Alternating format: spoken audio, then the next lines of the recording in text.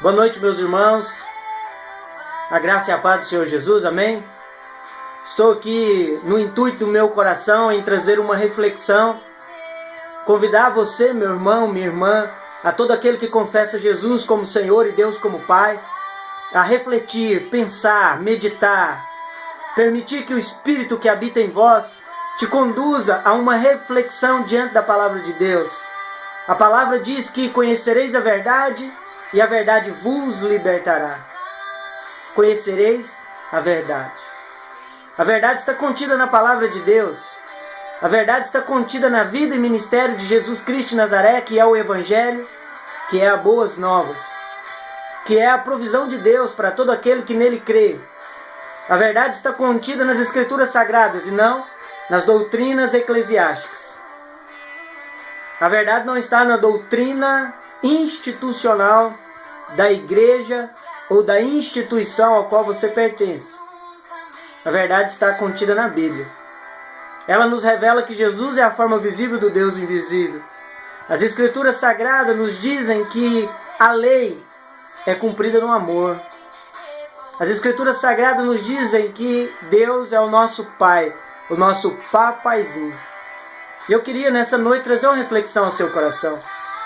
O nosso Senhor, o cabeça da igreja, Jesus Cristo de Nazaré, Ele nos ensinou que se quisermos acusar, se quisermos jogar pedra, segundo a atitude de qualquer pessoa que seja, em primeira instância, era necessário que não tivéssemos pecado. Ou seja, Jesus nos ensina que se vamos falar da atitude de alguém, se vamos fazer algum julgamento, se vamos fazer algum tipo de explanação segundo aquilo que é a atitude de qualquer pessoa que seja, em primeiro lugar deveríamos examinar a nossa própria vida.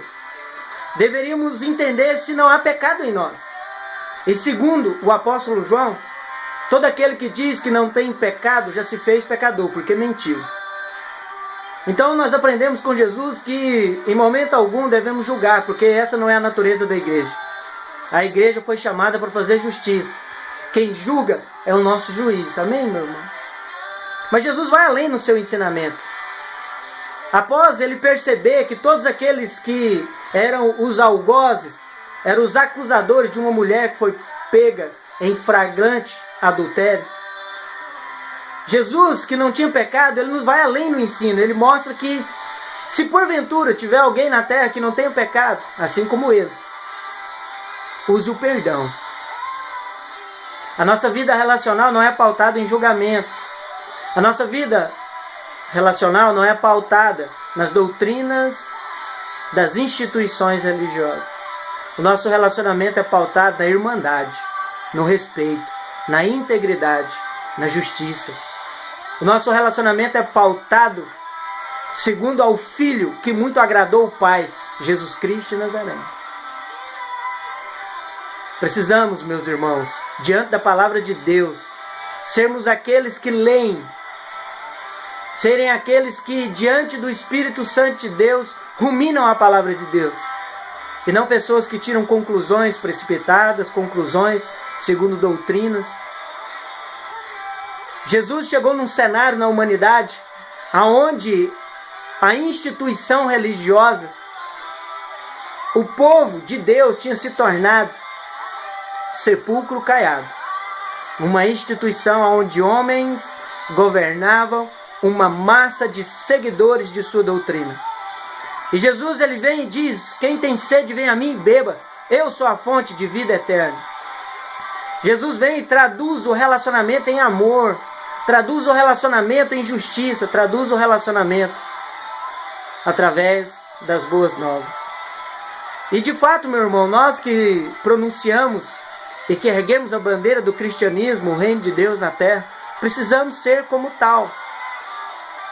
Há quem diga que se você não cobrar o dízimo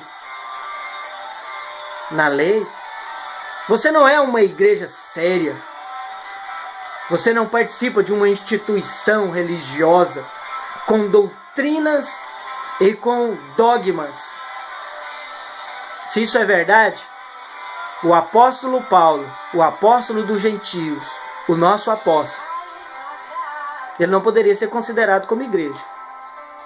Leia as Escrituras, meus irmãos. O apóstolo Paulo disse que ele não tinha a vida dele preciosa para ele mesmo. O apóstolo Paulo disse que não deve os filhos entesourar o pai, mas os pais aos filhos. O apóstolo Paulo diz que para mim é orgulho não ser peso para os irmãos, antes trabalho para sustentar a mim e a todos que estão comigo. Toma cuidado, meu irmão, porque talvez as suas avaliações sejam meramente doutrinárias, religiosas, dogmáticas e que não tem nada a ver com o Evangelho. O tempo que Jesus vai voltar de novo será o mesmo tempo que ele veio a primeira vez. Um povo morto em si mesmo, preso em regras e preceitos humanos. Leia as Escrituras Sagradas.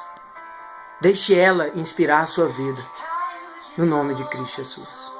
No nome de Cristo Jesus.